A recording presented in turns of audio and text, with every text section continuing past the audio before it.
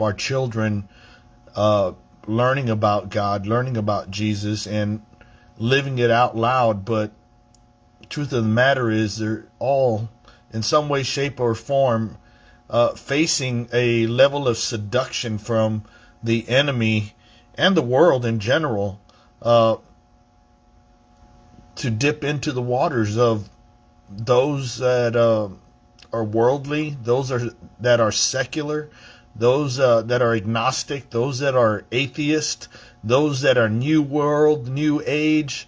Uh, Beware. It's a shame, but the truth of the matter is that when our kids are in our household and they're coming up, and up until that age of accountability, our faith is what they're looking at, and basically they're living a life of faith through our faith. So what they're doing is basically going everywhere we have to go, and they are in those places because they have to be.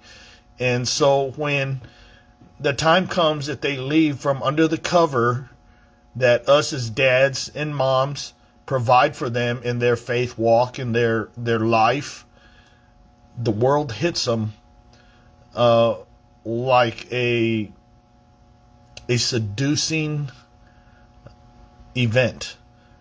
It's like a buffet that's been opened up to you, and even if they've developed a level of faith on their own, remember, even though they may be adults in the eyes of the law, they are still kids. Now, I don't care because somebody turns 18, all of a sudden, in the eyes of the law, they're an adult. No, they're still kids. But now they can make decisions for themselves. I would continue to pray for your kids, your grandkids. Never stop.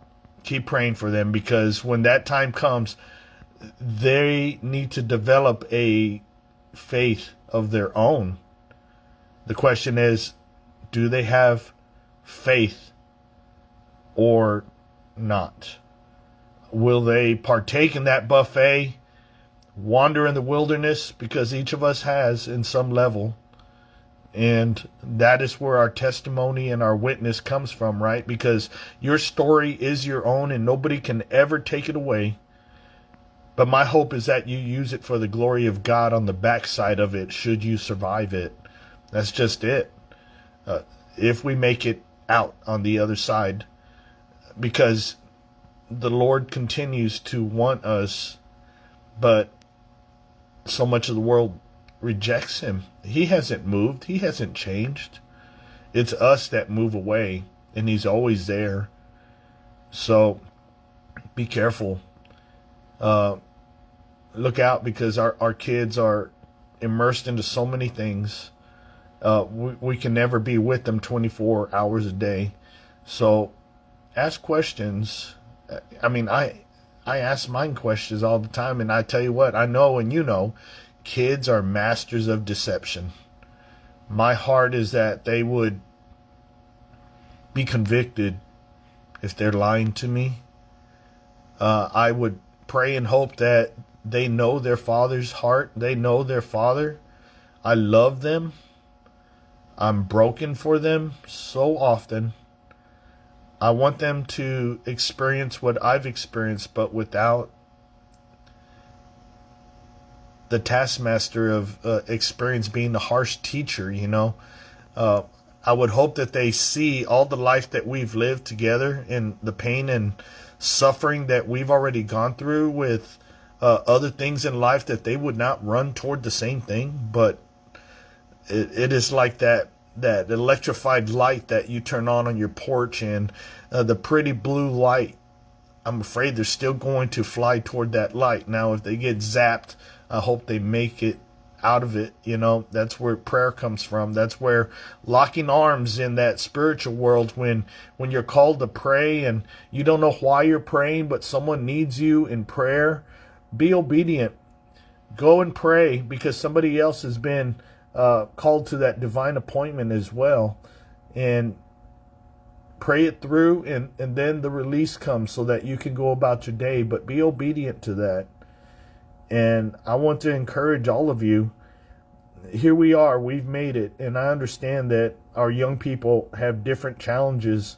And yes, as it is written in 2 Thessalonians, the spiritual world is going to spill over into this world when the great restrainer is pulled away. But that's meant to happen. So we need to rise up to that occasion, and we need to be prepared, and we need to be the pastors of our home, and we need to be the ministers to our children and our family. Proximity. I've learned that I don't want to upset my kids to the point that they don't want to be around me. That would just break me. So restrain is power under control.